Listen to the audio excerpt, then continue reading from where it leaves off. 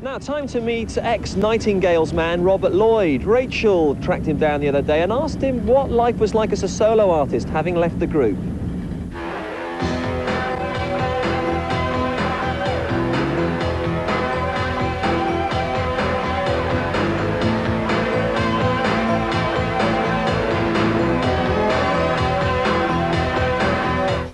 Well, Prefects and The Nightingales have both went through different sort of phases, anyway, in their existence, but I suppose this is different again.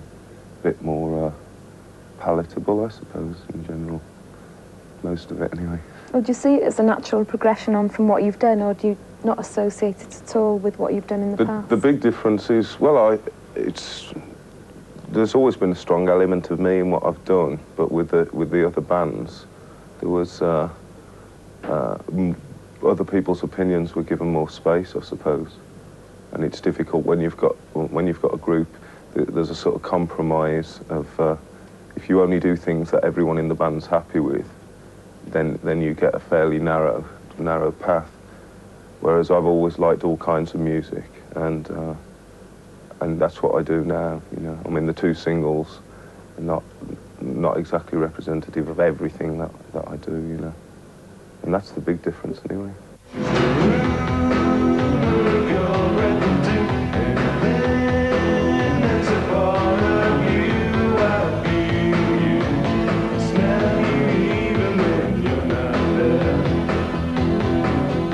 I would like to be admired, yeah. I mean, I'd be telling fibs if I didn't say that.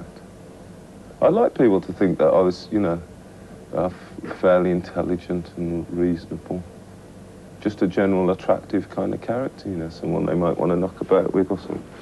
You're also the instigator behind Vindaloo Records, which bought us Fuzzbox and Ted Chippington. What happened to that? Quite frankly, I just got fed up with having to care too much for other people, you know, that I didn't think they particularly, you know, were that bothered about me, really. Do you ever see yourself going back into that area again in the future? Not. Why not? Didn't you like it very much, or just too much responsibility? Well, the last thing I said is the main reason, really. I just find it. I'm not the kind of person. I'm too arrogant or selfish or something. I want to do.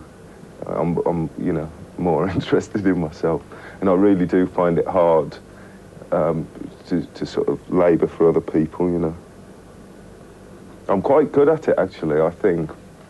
But I just get frustrated because I've been, since I was 14 or whatever, trying to be a performer, and when I have to sit back and kind of watch other performers blossom, I think I'd end up quite a bitter person if I had to work behind the scenes just helping create other people.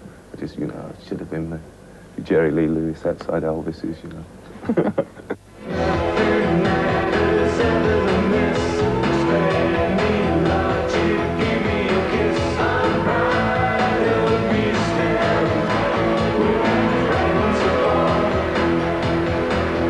The video for the new single, Nothing Matters, had quite a lot of erotic undertones, or it seemed to me. Was that intentional?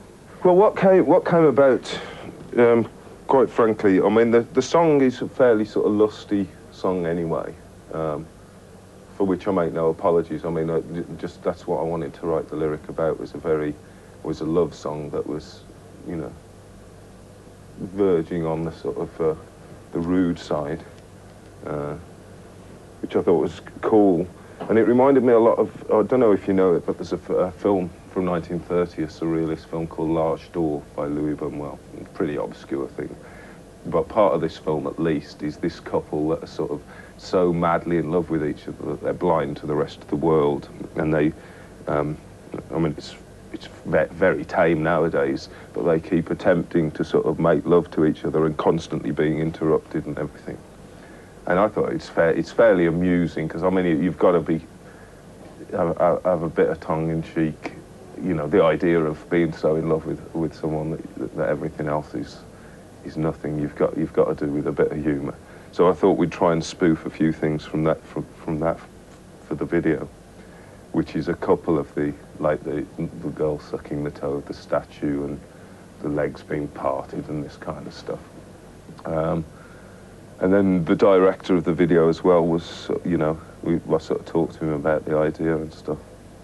And for better or worse, some of the ideas he came up with were pretty basic, sort of innuendo stuff, really, you know.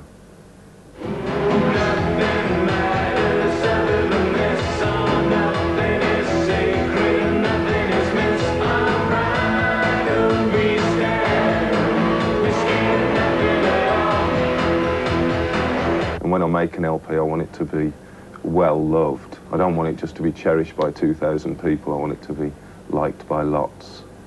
And the only way I can see it selling in the kind of quantity that I want it to do is off the back of a single that's done well. And that's just the way I feel about it, rightly or wrongly, you know. And it's my record, so it's up to me.